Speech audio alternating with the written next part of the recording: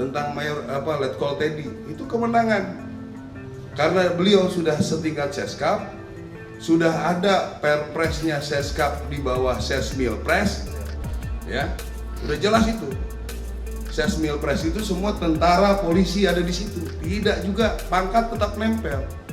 Ya, ini perlu dijelaskan, mungkin banyak yang belum mengerti. Pernyataan Kepala Staf Angkatan Darat Kasat Jenderal TNI Maruli Simanjuntak terkait kenaikan pangkat Sekretaris Kabinet Teddy Indrawijaya menuai sorotan. Salah satunya datang dari mantan Menteri Kelautan dan Perikanan, Susi Pujiastuti, yang ikutan memberikan komentar.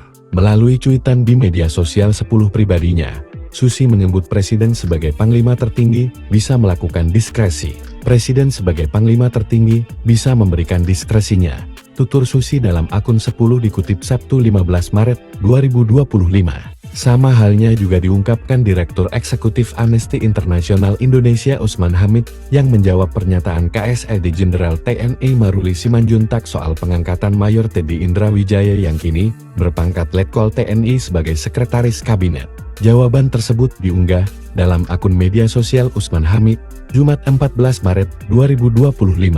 Usman Hamid memulai tulisannya seperti kalimat pembuka sebuah surat, yakni dengan kalimat "Kepada Jenderal Maruli yang terhormat". Usman lalu mengatakan pengangkatan Teddy sebagai Sekretaris Kabinet melanggar Pasal 47 Nomor 34 Tahun 2004 tentang TNI. Pasal itu, kata Usman, menyatakan bahwa prajurit hanya dapat menduduki jabatan sipil setelah mengundurkan diri atau pensiun dari dinas aktif keprajuritan. Diberitakan sebelumnya, kenaikan pangkat satu tingkat lebih tinggi kepada Sekretaris Kabinet Letkol Ins Teddy Indrawijaya atau Mayor Teddy. Maruli menegaskan hal itu sepenuhnya merupakan kewenangan Panglima TNI dan dirinya sebagai Kepala Staf Angkatan Darat KSAD.